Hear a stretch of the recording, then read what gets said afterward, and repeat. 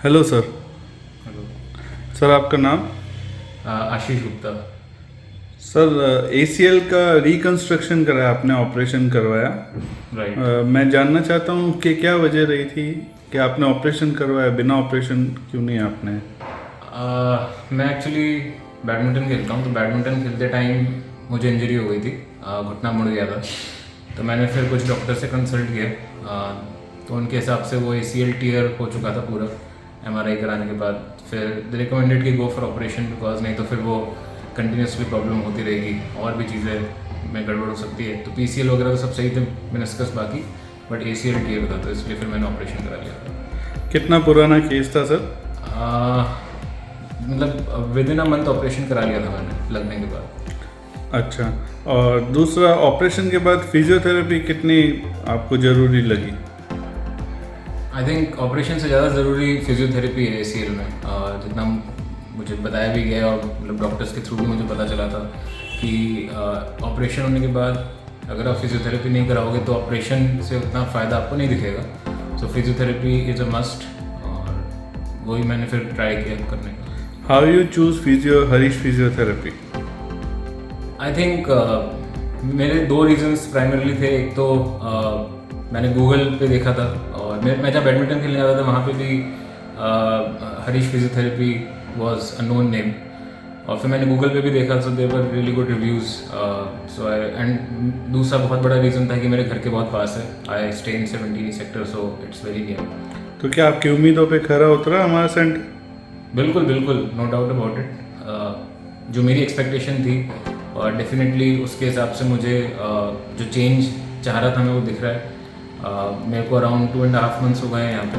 मेरे ऑपरेशन को 4 महीने हो चुके हैं, तो मैं अराउंड 5 to 6 वीक्स बाद आ गया था ऑपरेशन के यहाँ पे। और लास्ट 2.5 मंथ्स में मुझे जो चेंज दिखा है, डेफिनेटली मुझे बहुत कॉन्फिडेंस आ गया अपने इंजर्ड पैर पर। और thanks to Harish sir, Jaya ma'am, Divya ma'am. Exercises के बारे में क्या कहेंगे? किस तरीके की एक्सरसाइजेस रही आपकी? आई थिंक मुझे जो बहुत अच्छी चीज़ ये लगी कि मेरी एक्सरसाइज हमेशा इवॉल्व होती रही है। कभी भी बहुत ज़्यादा लॉन्ग स्ट्रेच में कोई एक्सरसाइज रनिंग नहीं रही। तो जैसे मैं किसी एक्सरसाइज से कंफर्टेबल हो जाता था, तो फिर डेफिनेटली उस एक्सरसाइज को चेंज करने की कोशिश करके, थोड़ा स्टेप अप करके मतलब मुझे एंगेजमेंट देते रहे थे। सो मतलब मुझे लगा अच्छा कि शुरुआत में दे फोकस मोर ऑन कि आपका पैर थोड़ा स्ट्रांग हो जाए, और एक बार थोड़ा सा स्ट्रेंथ आते ही फिर jumping exercise, running exercises, weight लेकर, और मतलब जो भी कॉम्बिनेशन है उसके वो तो मतलब मुझे लगा कि कभी भी मुझे एक फिक्स्ड रूटीन में नहीं आया, तो हमेशा इवॉल्वमेंट होता गया, and that is something which I really like. आप अपने पैर को लेकर अब कितने कॉन्फिडेंट हैं? I think now I am Fairlie confident. मतलब मैं ड्राइव कर रहा हूँ for the last 1.5 months I am driving. तो जैसे मैंने कंसल्ट भी किया था हरीश सर से और अपने डॉक्टर्स के साथ, तो उन्होंने यही बोला था that after 2 months of operation you can drive. तो मैं उसके बाद भी अराउंड 2-3 वीक्स और रुका, and then I started driving. So I am driving for the last 1.5 months. और चलने में मुझे उतना डिस्कम्फर्ट नहीं है, ऑल्दो ऑब्वियसली ACL में टाइम लगता है, तो वो बहुत नॉर्मल नेचुरल चीज़ है। बट राइट नाउ जहाँ मैं रहता हूँ वहाँ पे भी स्टेयर्स हैं, तो स्टेयर्स चढ़ते उतरते मुझे उतना डिस्कम्फर्ट फील नहीं होता। मुझे कॉन्फिडेंस काफ़ी बढ़ गया। मतलब पहले अगर ऑपरेशन के टाइम पे बहुत एक साइकोलॉजिकल एक बैरियर आता है दिमाग में कि पैर उतना स्टेबल नहीं रहा, और जब मैं यहाँ आया था तो I think I had 20% confidence on my leg, now I have 70% confidence. तो वो जो इंक्रीमेंट हुआ है वो बहुत ड्रामेटिक है और बहुत अच्छा फील है। ACL को लेके आपके मन में क्या क्या डर थे शुरुआत में? आई थिंक ACL के ऑपरेशन के थॉट से जब मैंने कंसल्ट किया, और ये पूरी जर्नी मतलब इट्स वेरी साइकोलॉजिकल। मैं यही सजेस्ट करूँगा सभी को कि take good consultancy from the doctors, from the physiotherapist. दोनों बहुत ज़्यादा इंपॉर्टेंट है आपके इस जर्नी में। और मेरे मन में जो बहुत सारे क्वेश्चंस आते थे, तो मैं बहुत तंग किया मैंने हरीश सर को क्वेश्चंस पूछ के, but he always take it. मतलब उन्होंने बहुत कामली उसके रिस्पॉन्सेज दिए मुझे, बहुत ही स्टेबल आंसर्स दिए मुझे उसके। तो वो टाइम लगेगा, और आपके दिमाग में जो भी ACL के थ्रू जा रहा है उसको बहुत कंसर्न्स रहेंगे, क्योंकि ACL is a complex recovery. मतलब it's not a complex operation ठीक है, बट जो रिकवरी है उसमें फेजेस रहेंगे, और साइकोलॉजिकली आपको बहुत बीच बीच में अपने ऊपर अच्छा नहीं लगेगा कि क्यों हुआ, कैसे हो गया।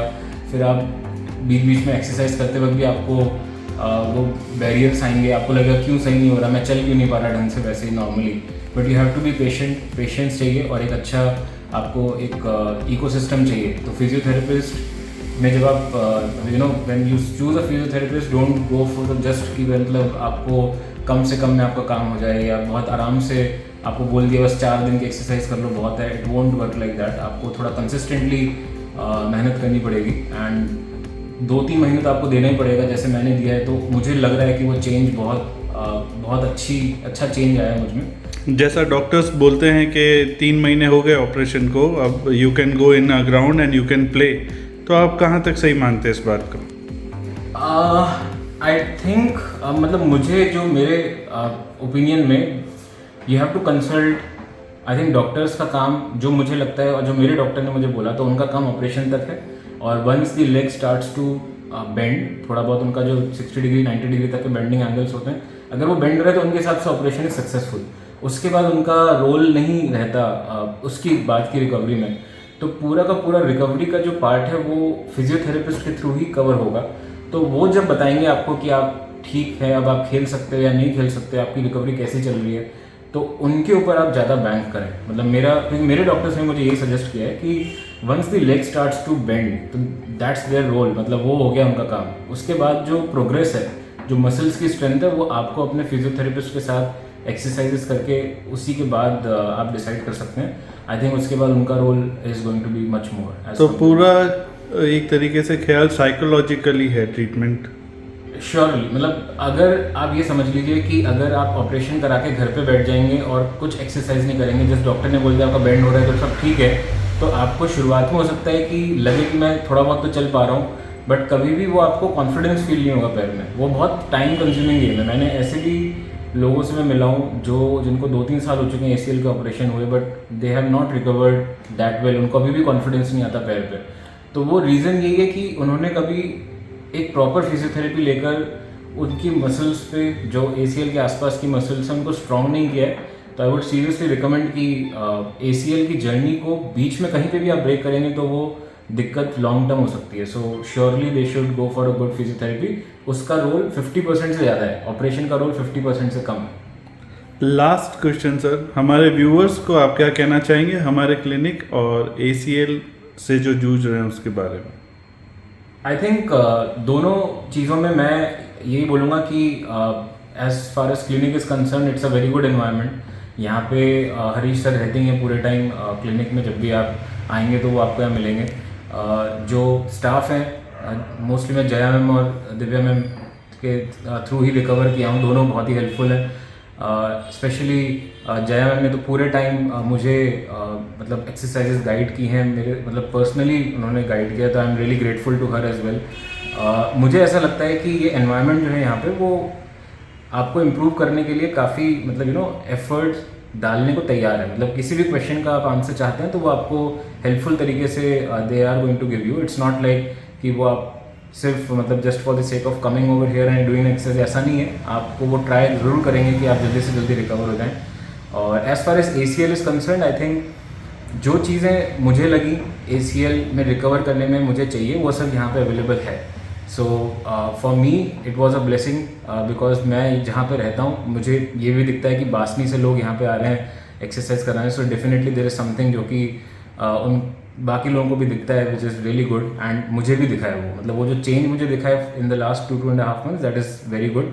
And I wish the centre all the best. मेरी बेस्ट विशेज़ हैं। Thank you sir, wish you good luck for your life. Thank you. आशा करते हैं मिलते रहेंगे। श्योर, बिल्कुल सर, थैंक यू।